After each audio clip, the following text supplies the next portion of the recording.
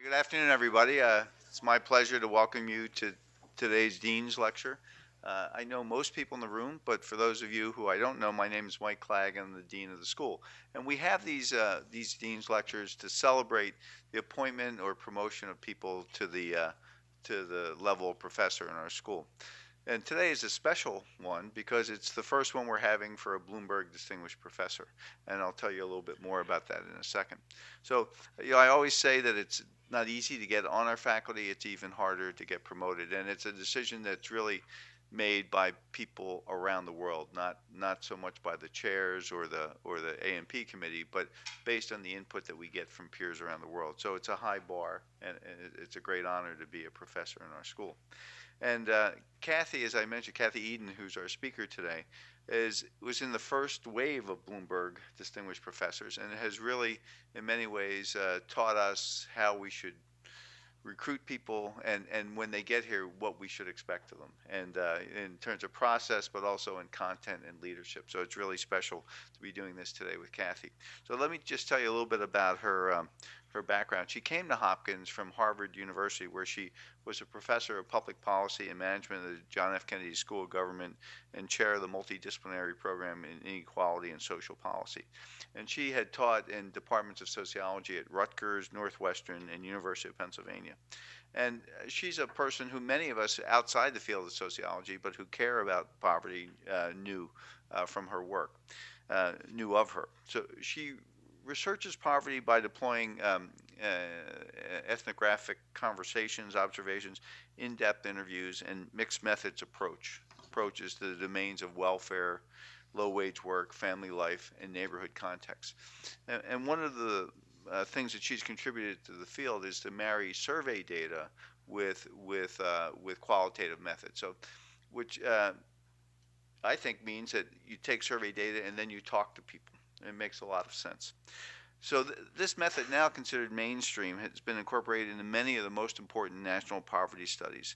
And her work has convinced many in the poverty research community that the deep insight into the lives of the poor requires both methods. She's noted for her books, and one of the things about I think everybody knows what the Bloomberg Distinguished Professors are. It's recruiting professors in more than one school, 2 primary appointments, and the idea is to build bridges between schools and have professors who can enrich the life of both schools, the academic life, by bringing the schools together. And it's neat to look around the room and see our colleagues from the Department of Sociology. I see Andy Sherlin there, and as evidence that Kathy, in the short time she's been here, has done that. She's particularly noted for her books detailing how single mothers make ends meet, why poor women prioritize motherhood before marriage, and how economic and cultural changes have altered the role of fathers among the inner city poor. She came to Hopkins in January 2014 and was named BDP with appointments in our school in the Department of Population, Family, and Reproductive Health, and then in sociology at the Krieger School of Arts and Sciences. We're especially appreciative that when she came, her husband Tim Nelson came with her, and also has appointments in both sociology and Pop Fam.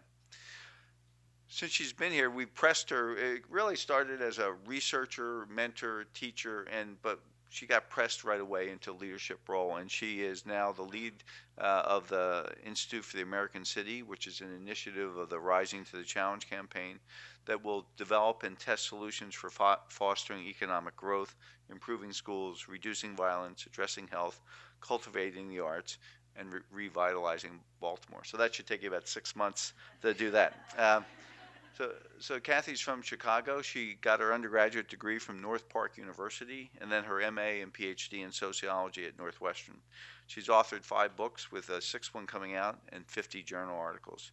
She's a trustee of the Russell Sage Foundation. She's a member of the Department of Health and Human Services Advisory Committee for the Poverty Research Centers at Michigan, Wisconsin, and Stanford. She's a founding member of the MacArthur Foundation-funded Network on Housing and Families with Young Children, and a past member of the MacArthur Network on the Family and the Economy. In 2014, she became a member of the National Academy of Sciences and the American Academy of Political and Social Sciences. Please join me in welcoming Dr. Kathryn Edin.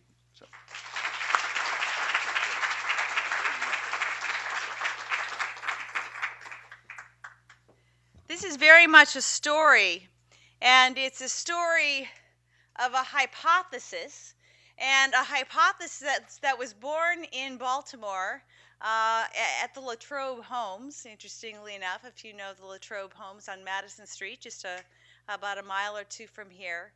And it's a hypothesis that ended up bringing me to Hopkins. It's the story about a book, and here you see the cover of the book. This is a book that will be released in September by Houghton Mifflin Harcourt. And it's a story about an emerging agenda that is now under the direction of my colleague Andy Cherlin, encompassing 7 researchers across 3 Hopkins schools. So before I tell you that story, I need to tell you another story, and that is a story about policy. Many people know that we have a welfare system in the United States. Very few people know that it was fundamentally transformed in 1996 by Bill Clinton and a Republican Congress.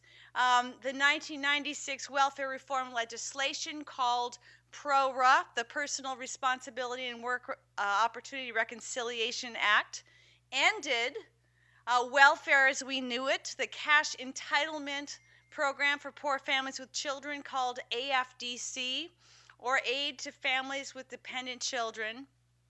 And it replaced that program with a temporary non-entitlement program called TANF, Temporary Assistance to Needy Families. What is the state of TANF today? Many people don't realize that at its height, about 4.5 million American adults and their children were on the rolls. Today, only about 860 adults remain on the welfare rolls. Almost no one knows this. If you hear political candidates debating about welfare, they talk about it as if it's still at 4.5 million adults. It is way, way down. And if you hang out like I do in poor communities, what's fascinating is when people hit hard times, welfare no longer occurs to them as a first line of defense or even a line of defense at all. And in fact, when I was interviewing one of the first respondents who recruited for this book, Madonna Harris, I said to this woman who was living on less than $2 per person per day in cash with her daughter Brianna, "Why don't you just go and get TANF?" And she told me, "Oh, haven't you heard? They just aren't giving that out anymore." And I'm going to play that story out for you as we talk. So what we have today is a safety net that's really not functioning. Of the 860,000 adults and 2.8 million kids who are still on TANF, a third of them are in one state alone, California.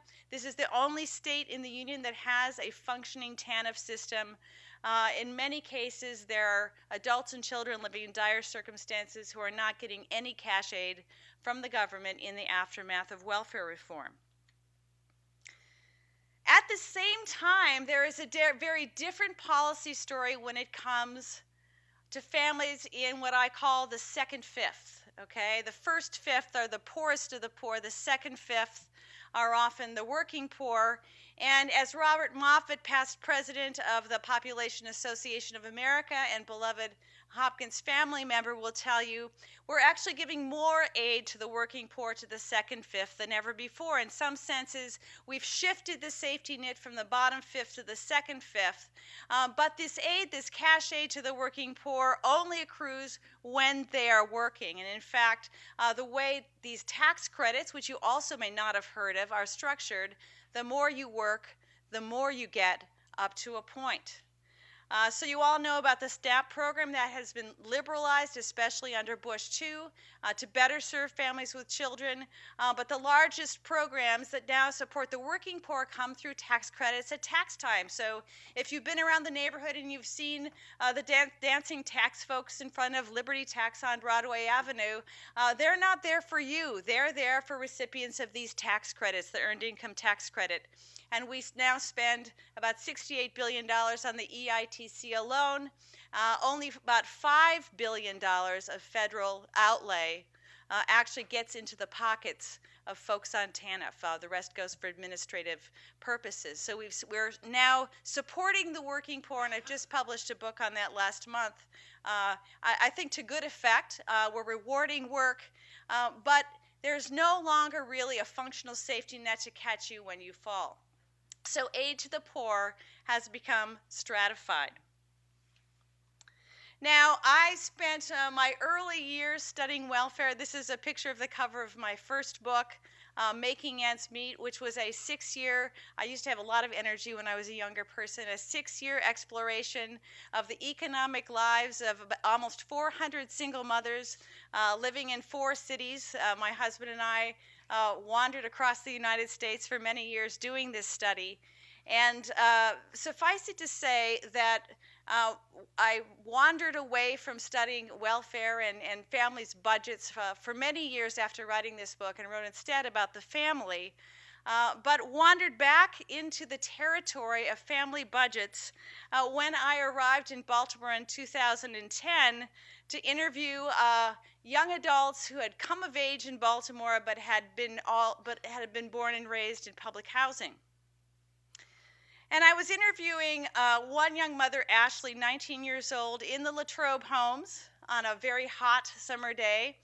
And the first thing I noticed, of course, is there was no furniture in the house except a table with only 3 legs sort of propped against the wall, a lone chair, and a trash-picked couch, and a single mattress on the floor with a filthy Bugs Bunny fitted sheet on it.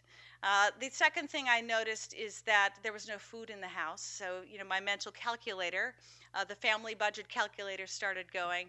And the third thing I noticed is that Ashley, who had given birth 3 weeks earlier, looked out of it. There was something wrong with her. She wasn't supporting her baby's head properly. She was visibly depressed. And so after the interview, I said, I'm worried about this mom, right? I have IRB reporting requirements. I said, we actually need to talk to you again. Can we come back tomorrow? And of course, I gave her the $50, and our research team came back the next day. And what I had learned in the course of talking to Ashley the prior day is there was no source of income coming into this house. They had a housing subsidy. No one worked. No one got SNAP. And she'd run out of the Enfamil that they'd given her when she left the hospital. And so, I was expecting to see her in the same dire straits the next day that I had the previous day. And instead, she met me at the door with her hair. She'd gone out and gotten a perm. With her hair done, she'd gone down to the Goodwill on Broadway and gotten a new pantsuit. And she was on her way to a job interview. Stunning, $50. And what the government pays about $9,000 for everybody living in a public housing project over the course of a year, on average. So it's not like she wasn't getting government benefits. She had government health insurance. At least her child did. But what really struck me is what a difference cash made. And I'm going to make that a bit of a theme of the talk today, because when we talk about the $2 a day poor in America, we automatically make the contrast to the $2 a day poor in the developing world. And what we have in the United States that they don't usually have, of course, is a rich in-kind safety net. But what does it mean to live on virtually no cash in the most advanced capitalist society in the world, where we can't barter for food or grow our own food? And what we learned from Ashley's story, what we got a little preview of from Ashley's story, was a theme that reoccurred over and over again. Cash turns out to be a vital resource to the very poor in America because it is fungible. So after my experience in Latrobe Home, I began to wonder. I'd stopped researching welfare in 1996 just as the changes came through with welfare reform. I'd gone off and studied other things. But it occurred to me that perhaps, even though we had judged welfare reform a success because so many people had left the rolls, perhaps an entirely new class of poor folks had arisen under our very noses that we hadn't even noticed. In fact, a group so poor that we didn't study them because we just assumed they didn't exist. Now, I came back to Harvard that fall, and I was sitting in my office, and there was a knock on the door, and it was a young guy, social worker from the University of Michigan. He said, "Hi, remember me? I'm on sabbatical, and you're my sponsor, and I'm visiting Harvard this semester." And I said, "Oh, Hey, welcome. I'd forgotten all about him, of course. And and I got talking to him, and I realized he was one of the nation's experts on the only government survey that could answer my question of whether indeed this was a thing, whether there was a new class of poor folks that had risen in America in the aftermath of welfare reform, so poor that we didn't even think they existed. So I told him the story of Ashley, and he said, well, it just turns out that I have an algorithm already written. I don't know quantitative language, so he said something like this, and I can come back tomorrow and tell you the answer to your question. Now, he claims he came back a week later. I remember he came back the next day. We don't have any proof either way, but quickly he came back, and indeed it was a thing, as I'll show you. In a second.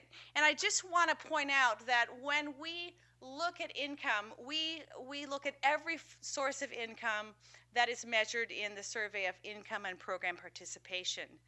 Wages, public program benefits, gifts, informal earnings, and so on. We're not claiming that some of this isn't underreported. Of course, this is a problem in all surveys, but at least as reported income goes, all of the families in our study are living on less than $2 per person per day in cash income.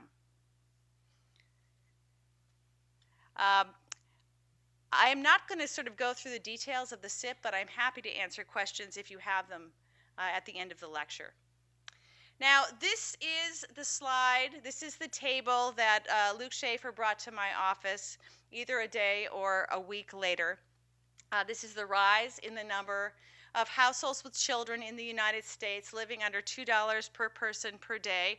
And of course, the SIP has an unusual design. It follows people in panels for a certain amount of time, and then it recruits a new panel. What we see here is that in 1996, on the eve of welfare reform, about 1.7% of American households with children qualified. By 2011, 4.3%. We've now extended this analysis out another year, another 2 years, and it's actually a little bit higher. I'll talk about that in a minute. But there was a dramatic rise in the proportion of households living on less than $2 per person per day. Some people would say, why don't you count SNAP as cash? SNAP is the closest, nearest to cash of our social programs. We do that in the dotted line. We actually throw in tax credits and housing subsidies in the green line. But the dotted line and the green line only look good when compared to the black line. In every case, we see a rise in extreme or $2 a day poverty. Okay? So in summary, between 1996 and 2011, the number more than doubled. Okay? This is not just a story about the Great Recession. We see kind of a monotonic rise.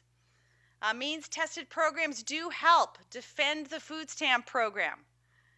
But even if you count those at cash, and you'll see at the end why this is a dubious prospect, these lines only look good when compared to the main trend line. And in all cases, you see a dramatic rise in the number of households living below $2 per person per day. So when we finished this initial analysis, 3 questions were keeping us up at night. First, and you may be wondering this, how are families surviving on such low income? Second, how do families end up in this condition? And finally, is it real? Are people living below $2 per person per day worse off than other poor families? Is there something special that we should worry about, especially in the context of health? Now, our estimates were also subject to some criticisms.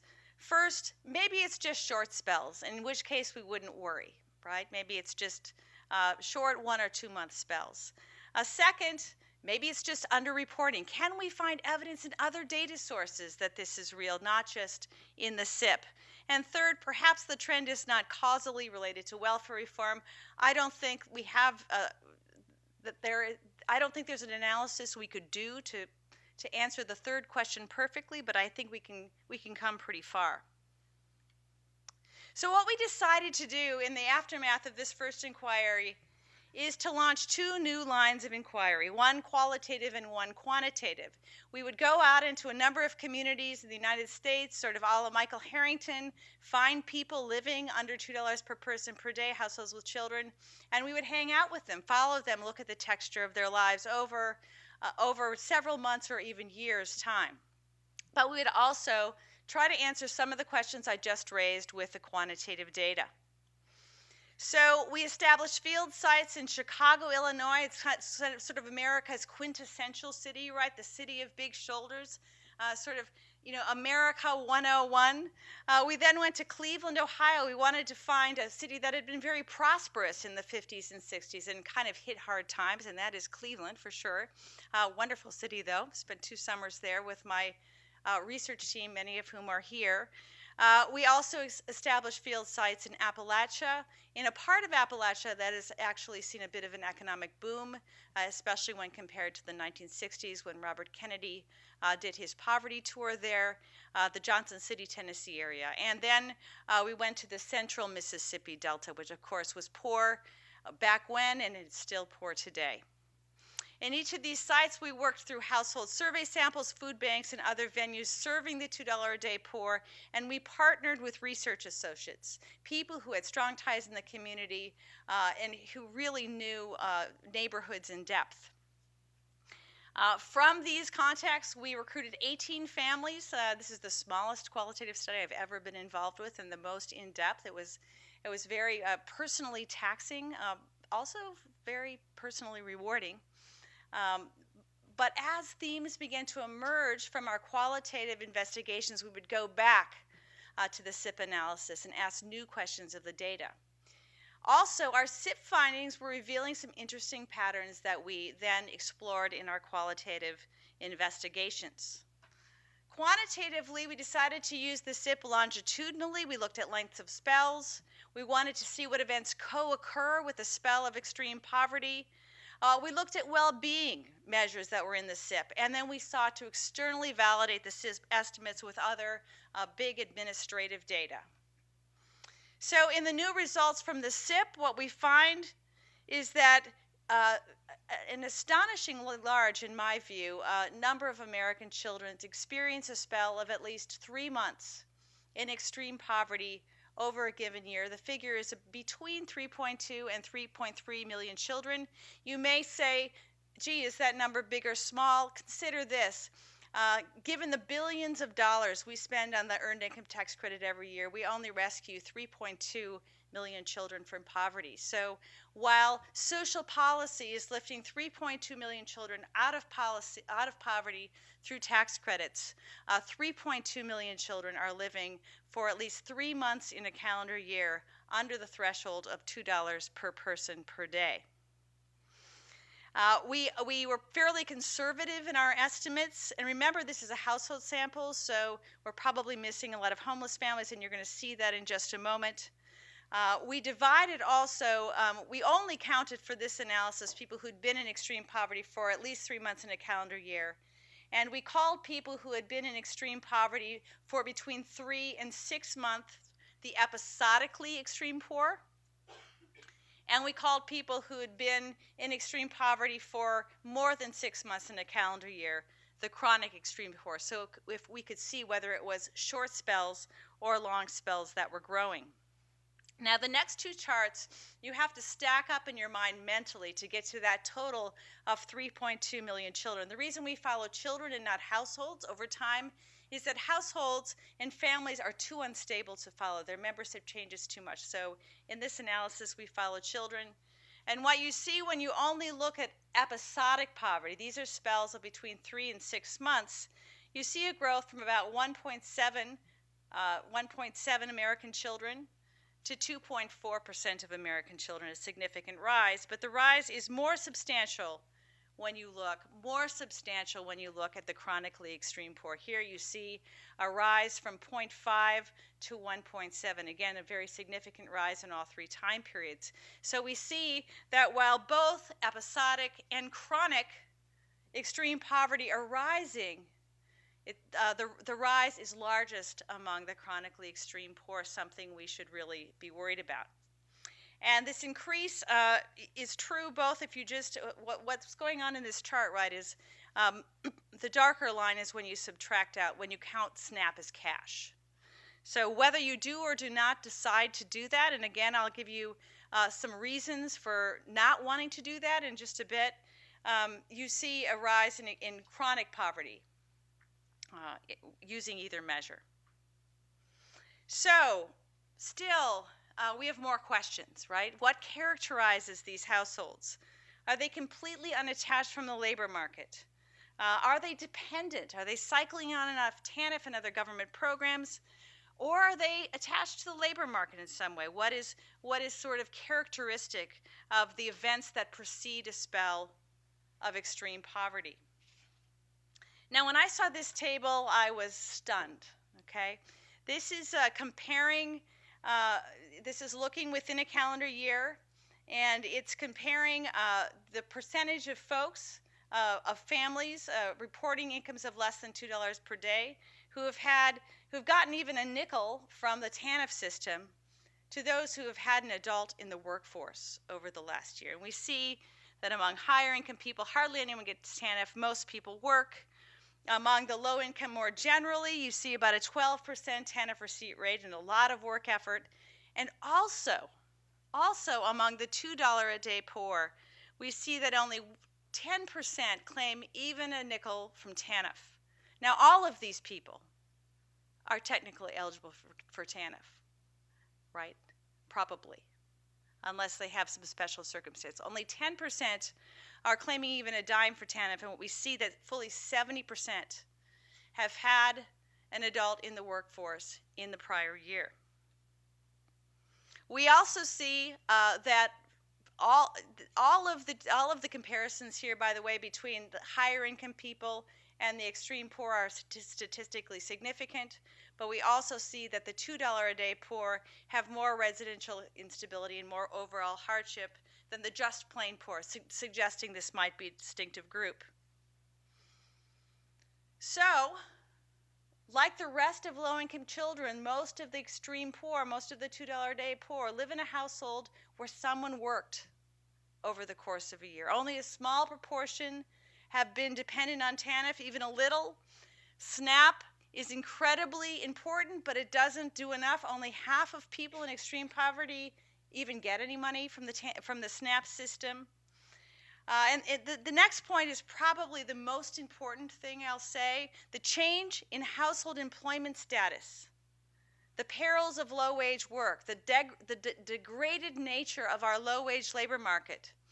A spell in the labor market is a strong predictor of entering a spell of $2 a day poverty. And of course, we see the elevated rates of hardship. So let's look at some other data to see if our data are real. Is this noise? Is this underreporting? Are there other objective ways of thinking about whether there might be a new class of poor, so poor we didn't even know they existed? Since 2004, schools have been required to report whether their students are homeless, and we see a rise in the percentage of children who are homeless in the U.S. Again, we can't go back to 1996 because the reporting requirement only began in 2004. This is an astonishing chart. As I told you, about half of the extreme poor get SNAP, get food stamps. Here we take the portion of SIP recipients who are receiving SNAP, and we estimate how many are $2 a day poor, and then we run it against a line of folks who are on SNAP and reporting income and report zero income. Now, why would might people just be lying to the food stamp program? As it turns out,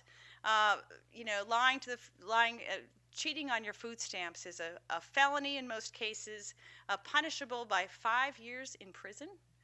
You can be jailed for food stamp fraud longer than you can be jailed in most places for child molestation.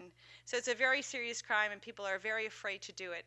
And what we see here is almost identical figures. What you see in 2011 is sort of a lifting off of that top food stamp line. And most experts in child poverty say that's because of the rise in family homelessness. The SIP starts missing those families because it's a household survey.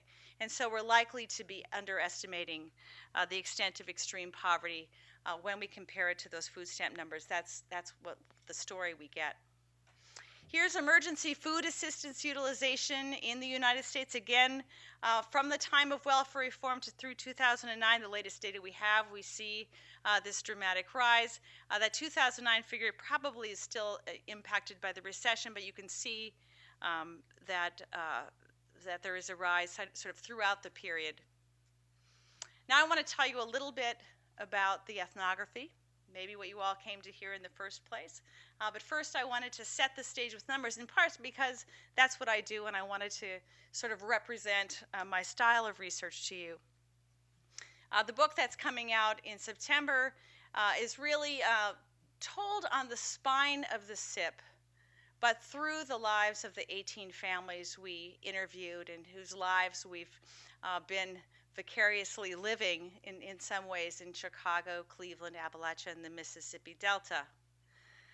We began by talking about the broken welfare system in America. We tell the story of welfare reform and of my former dean, who actually was in part responsible for welfare reform in the United States, David Elwood. So he's a figure in the story, with his permission. And it's a really remarkable story of an unintended consequence in social policy that bolstered through these tax credits and made work pay for a group of Americans we had virtually ignored with social policy. Yet it ended up neglecting the neediest families in society by essentially shredding the safety net. The next chapter really spells out this story of perilous work. What's happened at the bottom of the bottom end of the low-wage labor market is that we have jobs that are more and more perilous. We have labor practices that none of us would accept. Some of our children are probably working in some of these industries, and we shake our heads because we see their experience. More and more employers are demanding that their low-wage workers show extreme dedication by, for example, reserving 40 or 16 hours a week for the employer, but only able to show up when they're called. This is called sort of on-call full-time work, and you're not paid for the hours that you're not on the job. So every time the foot traffic slows in the store, the manager sends you home. At the restaurant my daughter works at, you may know it, Poppy's in Fells Point, your first cut, second cut, third cut, right? What does that mean? Well, that means if you're new, you're going to be cut first when the foot traffic slows, and so on. And we have more and more American families trying to support children, trying to make ends meet at jobs that not only don't pay well, but make it almost impossible to claim full-time hours even if you try and want them, right? Offer very little job security. And also this is well publicized, right? The instability in scheduling. So it's very hard to plan childcare and really maintain a family and be a good parent on these jobs. So we tell the story through two characters, Ray McCormick, and I think Elizabeth Talbert's in the room, was one of the graduate students that has helped me work with Ray, and also Jennifer Hernandez in Chicago. Interesting story about Ray. Ray has a little daughter, Azaria, and she loves to work. She worked at Kmart for years, but they closed down when a super Walmart came to the neighborhood. She then got a job at the super Walmart and was so dedicated to her job that she would write the barcode numbers of fruit and vegetables, right? She would write, usually you have to look those up and you have to key those in.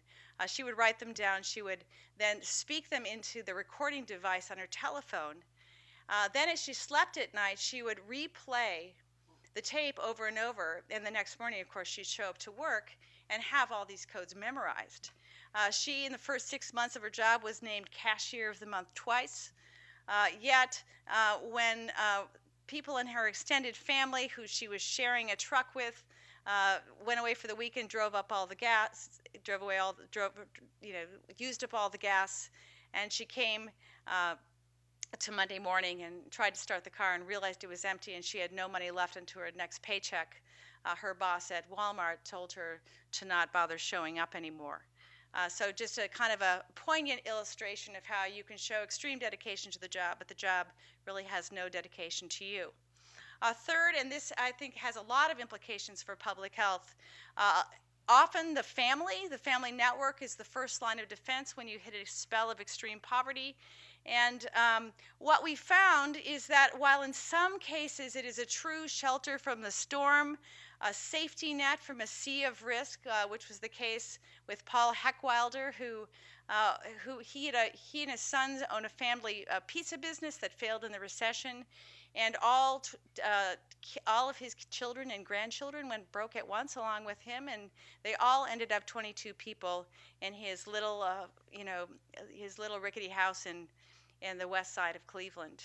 So in that case, tough times. His granddaughter looks back on their time in extreme poverty, Shauna, and she said, "Grandpa, it was like pioneer days." She remembers all of the extreme measures they went to try to get by on life on less than $2 a day, while living badly doubled, tripled, quadrupled up in this tiny home in West Cleveland.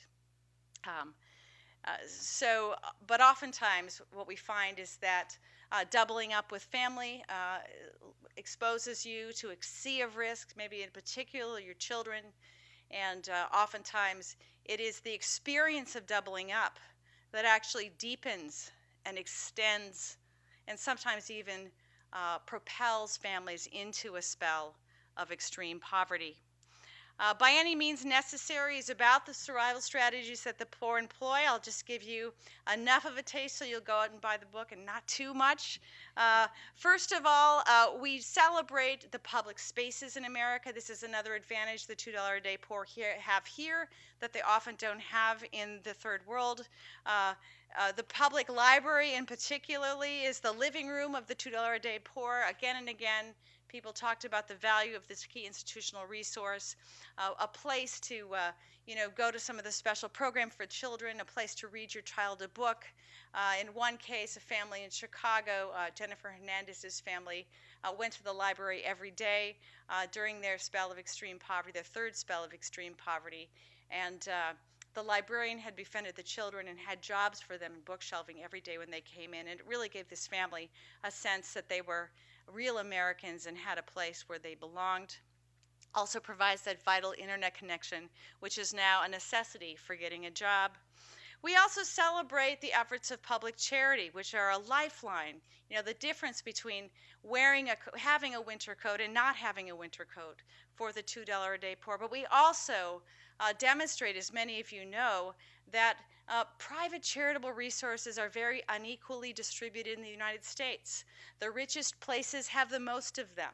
The Mississippi Delta has almost none of them. In fact, the public infrastructure in the Mississippi, many parts of the Delta, is so weak that some towns have no police force, some counties have no ambulance services, and many places have no food pantries or any of the other kinds of charitable endeavors that make life bearable for many of the $2 a day poor in wealthier places like Chicago.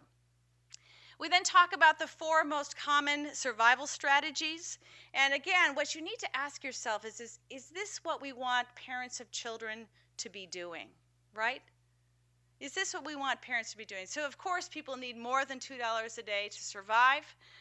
We found that selling plasma was the lifeblood of the $2 a day poor. Over and over again, families told us that they sold plasma to survive. Scrapping, to make any real money as a scrapper, you've got to have a truck, right?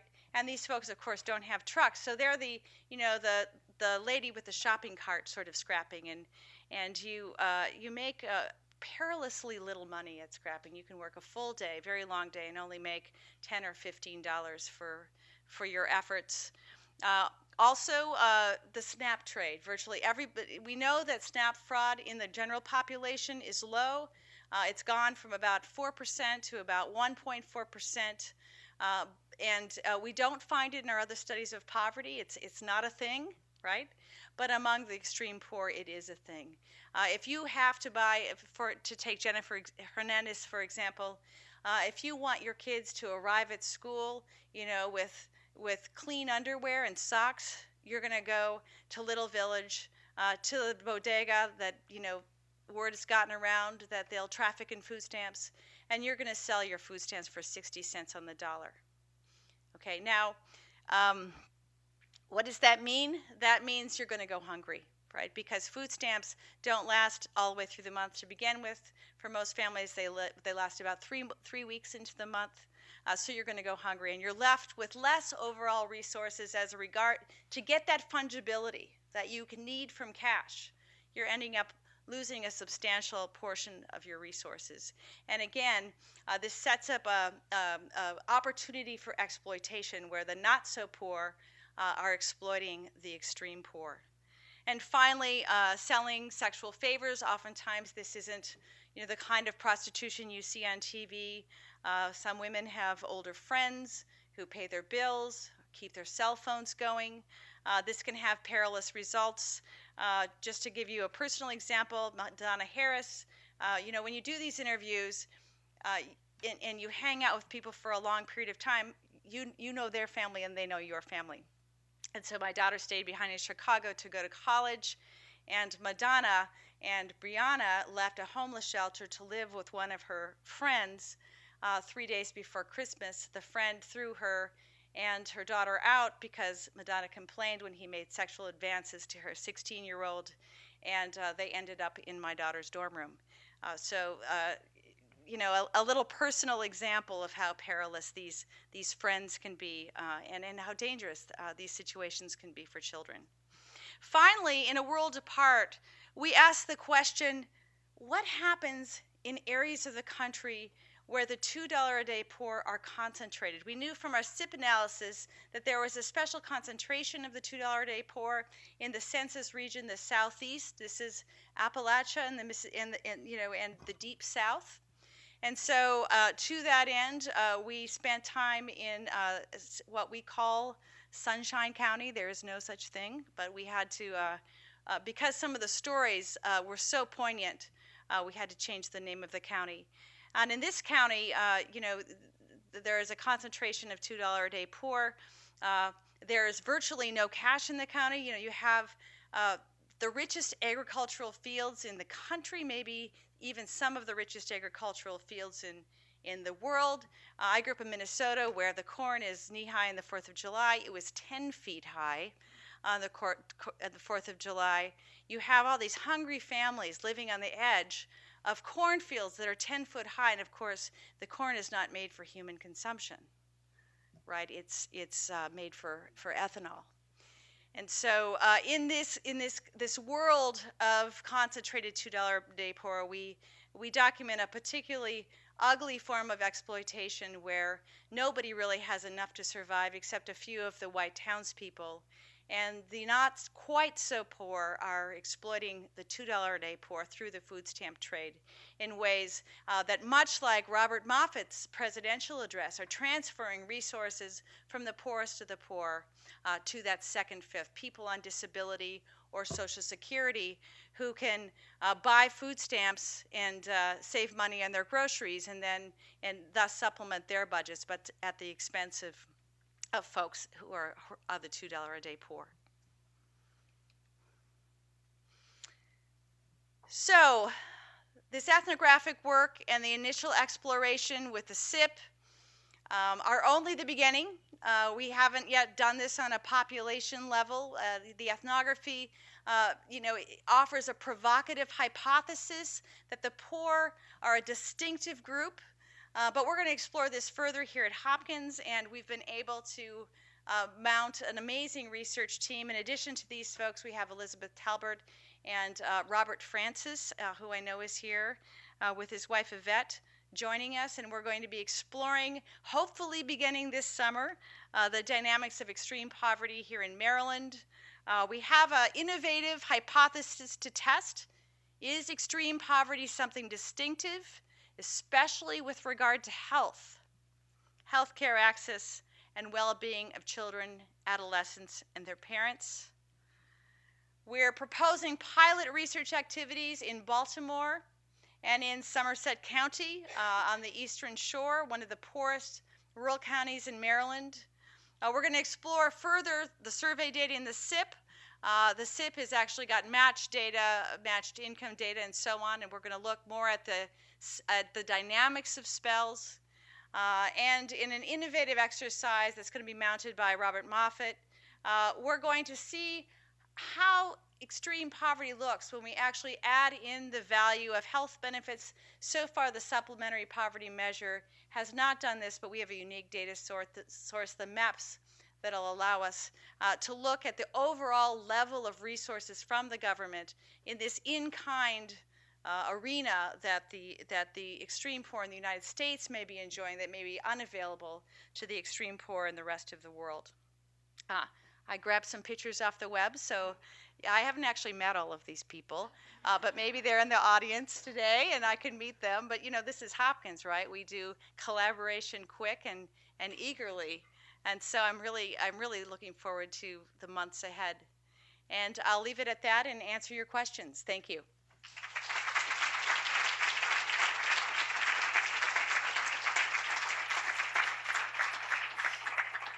Thank you, Kathy. This is a great but a sad talk. Very sad. So we use microphones because we record the Q&A, and so I want to make sure that everybody's question is heard. So start with Bob. Thanks, that was terrific. The question that I have again. That was terrific. The question and comment that I have relates to health benefits. So with Sarah Rosenbaum, I just did a paper looking at, for children, healthcare expenditures in the United States. And if you compare today to 1990, our investment in children overall, when you take everything into consideration, has gone up dramatically. The problem with that is all of that increase is explained by the rising cost of healthcare. Wow. And every single other child expenditure has gone down. So when you look, one of the risks of factoring in health benefits is that they probably have increased, but the driver of it and the beneficiary of it is often not the child or the family. That's very useful. One of the things we're going to do as we identify these families is we're not only going to, along with Jackie Jennings' teams, survey these families. We're going to do in-depth ethnographic work with them so we can see what the meaning of some of this is. For example, almost every extreme poor household in the United States has at least one member with access to some form of government health insurance. Now compare that to only 50% who get SNAP and 20% who get any form of housing subsidy. This is a remarkable number, but what does it mean? And what does it mean for well-being? So that's going to be a key part of our exploration. I will say, though, that one of the motivations for coming here, besides the fact that I fell in love with Baltimore in 2010 at La Trobe Homes, was, I was thinking, gee, how could you really understand what's going on with the extreme poor? And it seems that health is such a window, right? If every single household is accessing a health clinic, imagine what you could do in terms of an intervention. And I talked about this when I talked about Health Leads a couple of months ago here, this wonderful program that many of you volunteer for. But if we can begin identifying folks in health clinics who are in these kinds of situations, I think it's probably the number one avenue of intervention. Where do you find these folks? You're going to find them at a health clinic. So I appreciate the comment, and I will heed it. And I couldn't resist slipping in the little fact about health utilization. Oh, thank you. Is it on? Yeah, it's on. Okay. It would seem that if I was running out of food after 3 weeks in a month, I might consider the option of sneaking, i.e. stealing some food from the store. Of course, people who do this and get caught and jailed are not in your sample, and people might not want to admit in your interviews that they do this. Did you find any of this, or is this people have friends and relatives they go to get enough food for the rest of the month, or what's going on? Yeah, so it's very, very interesting. I spent my whole career figuring out how people survive when they don't have any money. And part of the reason we hang out with them and not just interview them is because it is hard to admit some of these socially undesirable behaviors, especially for a mom, right, of children, because the way women often think of motherhood is, they don't want to sort of do the kinds of things that are, make them bad role models to their children. So many of their choices are really, they do break the law. They do steal food. They sell food stamps. They feel terrible about that. Selling blood can be physically debilitating, but at least it's legal, right? But what we find is that the condition of extreme poverty and the need for that key fungible resource, cash, in this advanced capitalist society, really it makes moms into criminals. And this really poses a deep moral dilemma, both for the mothers and I think for social policy. And we need to think about what that means. What does it mean to weaken a mother's own sense of what's right and what she wants to model her children, because we no longer have a functioning safety net. So thanks for that question, and come hang out with us this summer. Yes. Yes. So part of it is a little bit of my confusion. You're describing the $2 a day group, and a lot of your explanations were how they got extra money. And the question is, did the extra money push them over the $2? So that's just clarification. I'm really curious about what they ate if they didn't get SNAP, and I'm also curious about the child support payments, whether that came up in your interviews. Well, we did count child support payments as income. So if they were getting any meaningful child support, they were not in our sample. Now, I think you raised probably the most important question, right? When I studied welfare reform, I found that welfare only covered about 3/5 of mothers' expenses. And so they were doing other things to survive. Namely, they were working. But they couldn't tell the government they were working because they would have $1 reduced in benefits for every dollar they earned, leaving them in the same pickle that the $400 the $365 in welfare payments that an average family got in America, is ridiculously low compared to living expenses. So yes, we're looking at reported cash income. And reported cash income is how we draw the poverty line, right? It's the best we can do to measure poverty. Now, usually we only measure cash income. What we do here is we add in every other source of income that people are reporting to the SIP. But still, of course, people have to do other things to survive. Now, do survival strategies raise you above the $2 a day threshold? Yes, usually. But a family that had the safety net back in 1996 and before, right, usually had about $400 from the government, and they were able to generate through side work, through under-the-table work, about another $300, $350, and on that base of about $850, and so it's about $500 from the government if you add in food stamps, and a total of $850. You could, in 1996 dollars, you could more or less get by, okay, without exposing your child to extreme hardship. What we have today is families starting at a base of 0, or if they get SNAP, it's not 0. And what we're seeing is they're making a couple of $100s a month. So this oftentimes pushes them out of the $2 a day threshold, right? But still leaves them far worse than they would have been under the TANF system, and still with perilously little income. So an excellent question. And I think what we were able to document, or at least hypothesize in the ethnography, is that the kinds of things that folks are doing to survive are also different, not only in amount but in kind. If you're engaging in criminal activity, which only 9% of welfare recipients in our study across the country, with over 400 welfare mothers did in the early 1990s, if you're turning virtually everyone into a criminal, in this new kind of poverty, that's a very different animal. So yes, we do have, we kind of want to start with the statistical definition, but we certainly recognize, and we actually want to measure in detail, right, with this new research agenda, how people are generating money. And then we want to look at what it means, especially for child health and development. So thank you for that. So thank you very much for your talk. I guess I have a couple of questions interrelated, and I want to dwell more on the second one, but just as way of background first, a lot of what you said resonated very strongly with my own experience. I've, for the better part of the last decade, helped run a free clinic here in East Baltimore and done ethnographic work to evaluate community health worker programs we have on household management of illness and care-seeking and caregiving in poor settings in the neighborhoods of East Baltimore.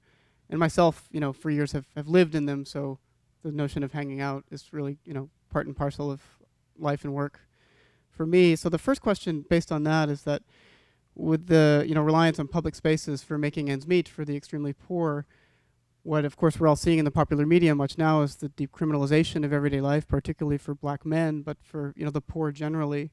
All one has to do is walk down Monument Street here to see how simply just spending time in public itself is criminalized. So I wonder how much that kind of criminalization of the everyday life of the poor and the exclusion and expulsion from public spaces it can generate may or may not have surfaced in your ethnographic work.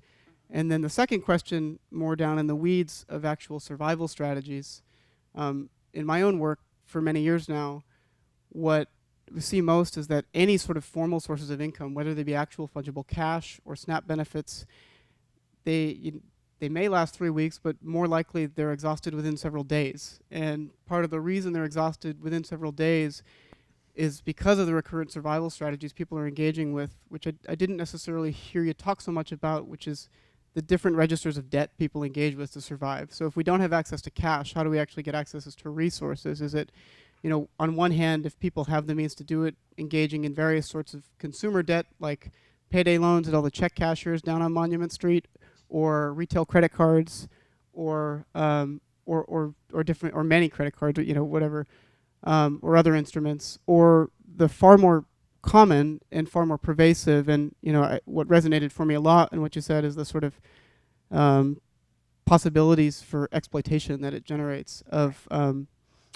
gifts and informal loans between family and friends and neighbors, and the constant networks of obligation that generates, and the unpredictable temporalities with which you actually have to pay back those obligations. And for the people I live and work with on a 24-hour-a-day basis, those are the main survival strategies, and they're much more precarious in terms of like how we can actually sustain them. So I know that's a lot, but I'm wondering if you could comment on either of those two things. Well, first of all, I'd love to have coffee. Me too. I'd love to help you out. I'm starting grad school here this summer. Okay, fantastic. Yeah, definitely send me an email. It was really, I think, beautifully said. The expulsion from public spaces for families with children, leaves them on the run. In some fundamental sense, they have nowhere to hide. There's so many places you can't be in public, particularly at night.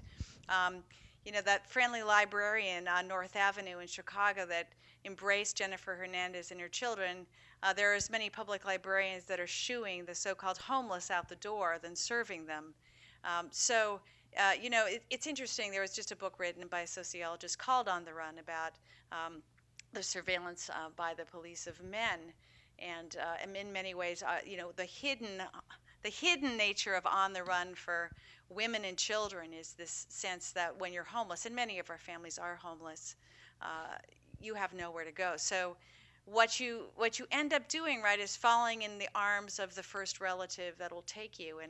And this has happened to Jennifer Hernandez many times, and in 2 cases, it's led to an episode of molestation of one of her children. So, as a mom, you can't employ the kind of screening mechanisms you'd like to, because you are on the run with nowhere to hide. Now I'm trying to remember your yes, debt. So I would refer you to a book that 3 of my former graduate students and I just published called "It's Not Like I'm Poor." It's about that second fifth of the poor who are being aided with tax credits. Our families are often too poor to have any credit. But in that sliver just above, you see immense credit. And of course, that's directly due, or it's made possible by policy changes that are relatively recent. In the old days, the poor couldn't take on a lot of debt. They just didn't have access to consumer credit in the way that it did, especially right before the recession. And of course, that was curtailed a little bit. But you all know the story of payday loans and so on. And so when people get their tax credits, and again, we followed them over 6 months' time and looked at how they spent every penny of the $4,000 or $5,000 or $6,000 they got at tax time. 25% of that money off the top goes to debt. And ironically, much of the debt about half of the debt is old debt, from when you were younger and you were foolish and you first got those credit cards, or you have educational or medical debt. But the other half of that debt is actually accrued during the year that you're waiting for your tax credit. Because it turns out that, what we found in making ends meet is you couldn't survive on welfare, but you couldn't survive on low-wage work either. And that is still true. So we give you about 40%, of the value of your income. We essentially give you what you would have gotten if you had been on welfare prior to 1996. We give you the whole thing in addition to your wages. That's essentially what the earned income tax credit is. It's like welfare plus work. It's a very generous program. It only barely gets you above the poverty line, however, because earnings are low. But relative to TANF, it's a very generous program. And we're finding that families are in the red in the typical month, and they're using about 25% of that tax credit to catch up. So yes, the debt story is real. We have a whole chapter on debt and how it operates, and so I would commend that the book. It's Not Like I'm Poor to You, Amazon.com. Thanks for a really interesting presentation. I wonder if you could say something about how people get into this category, the one-fifth. You had one predictor about how jobs, sort of the worst jobs you can get, is a good predictor. But what other things are associated with it, and how much is intergenerational?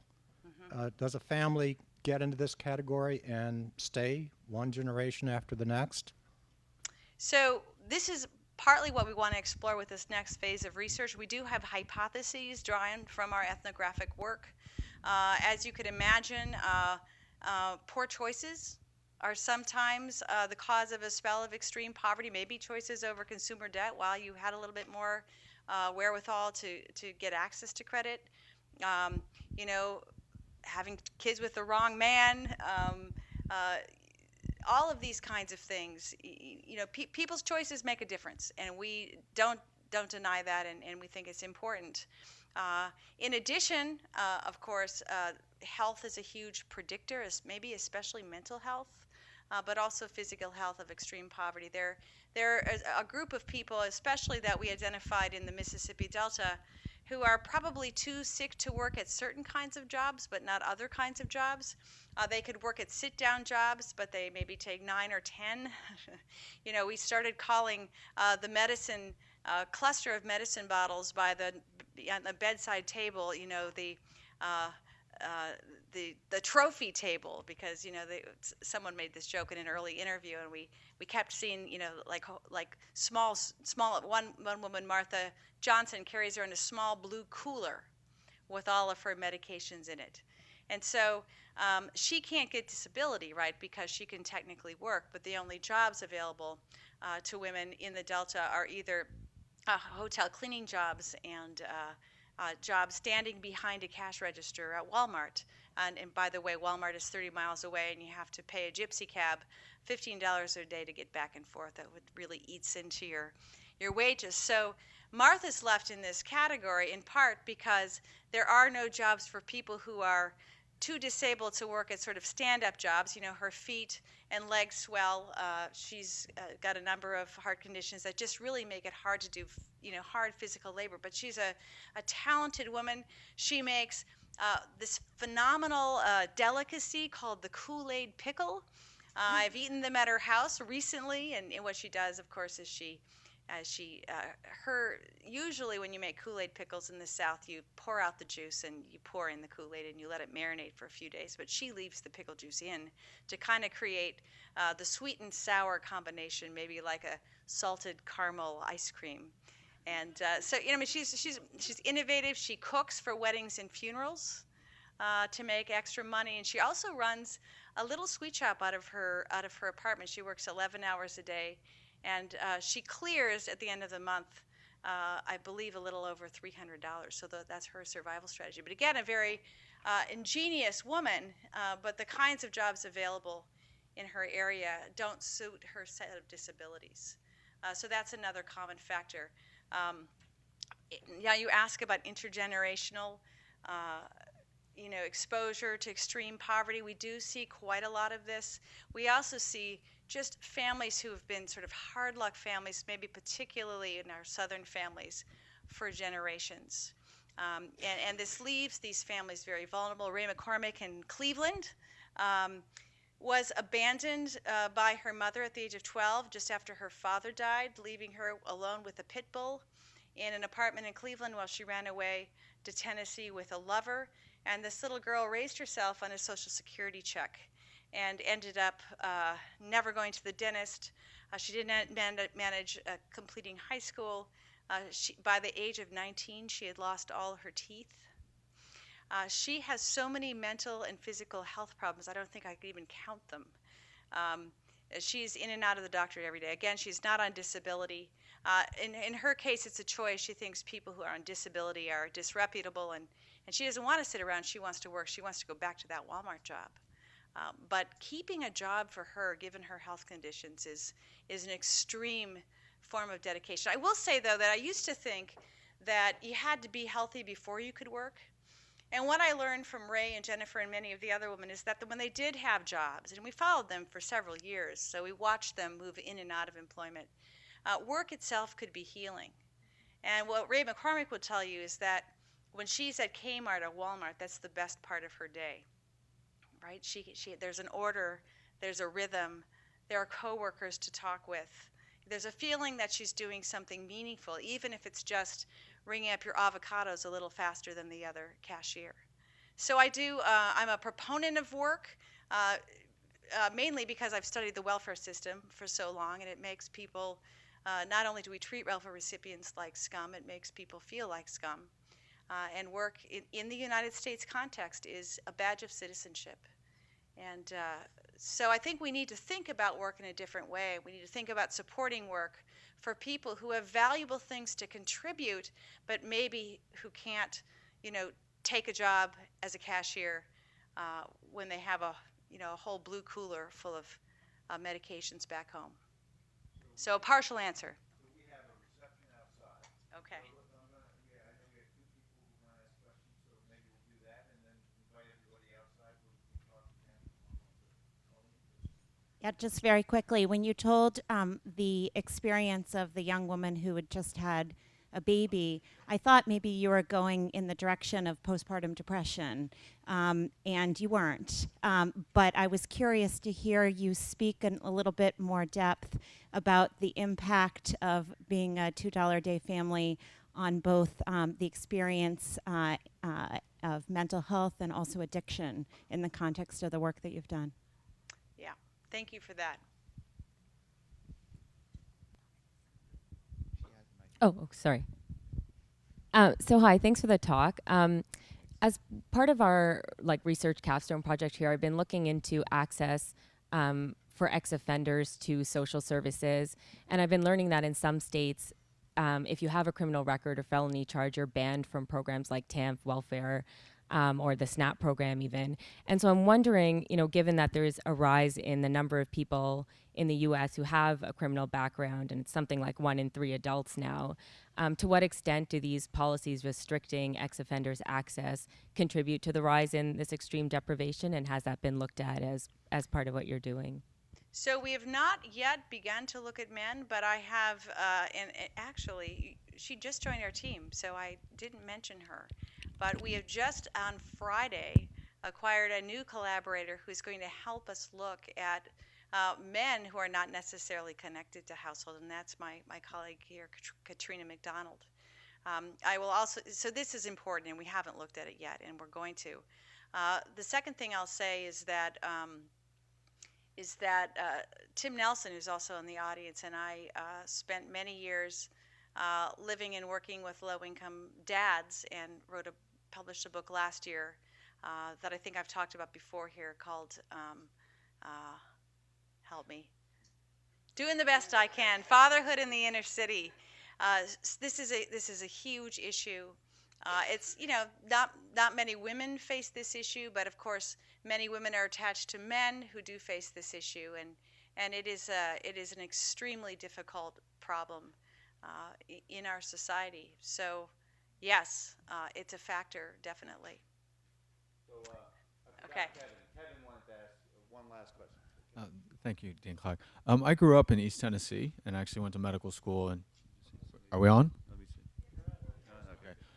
And went to medical school in Johnson City at East Tennessee State University, and actually went through the rural primary care track. So very familiar with some of the dynamics in Appalachia. And then after training and working as a family medicine doctor, now I'm here in the preventive medicine program. And I guess my question is if you could comment a bit on some of the ethics and I guess how you have dealt with personal challenges. It was really, I guess, refreshing to hear that you were able to rescue a family who were being thrown out in a cold Chicago winter by finding them emergency housing. But in terms of academics, when you go in to study vulnerable populations, and even if you've noticed that the families that you begin to study, suddenly their dynamics change because you are now involved with their problems, and maybe you're not capturing what it's like for someone who's not being interviewed by a Johns Hopkins researcher. That's right. You know, the little research stipends make a huge difference, as you can imagine, to these folks. But, you know, so I've struggled with this my whole career, and of course I have to abide by the rules of the IRB, which impose restrictions that seem kind of inhuman at sometimes. But what I find is that people love the experience of talking and sharing their stories. You know, nobody listens to these folks. Nobody assigns them any importance in our society. And what we've, you know, I have one respondent who Facebooks me 4 or 5 times a day. Another, you know, sends me a different passage from Scripture every day. You know, this idea of having somebody who will just listen to you and hear you and receive your story and treat it with importance and respect. In the last chapter in The World Apart, we tell a story of a young girl who was so hungry, she and her 14 siblings wished they were dead, and one of her brothers commits suicide in despair. And she also, at 16, gets a Facebook message by a gym teacher who offers her food in exchange for sex, and she engages in a 7-month liaison with him, and leaves only when a teacher tells her, you know, that, you know, helps her see that it's exploitative. But what was amazing is when we went down to the Delta to read to her what we'd written about her, because she's only got about a 9th grade reading level, even though she's 18. She cried, and she said, "This is like a dream. I've always wanted somebody to listen to me and hear my story, and now somebody has." So, you know, she's a remarkable young woman. So I give her all the credit, but it is a gift, I think, just to listen and to be present. Thank you. Thank you.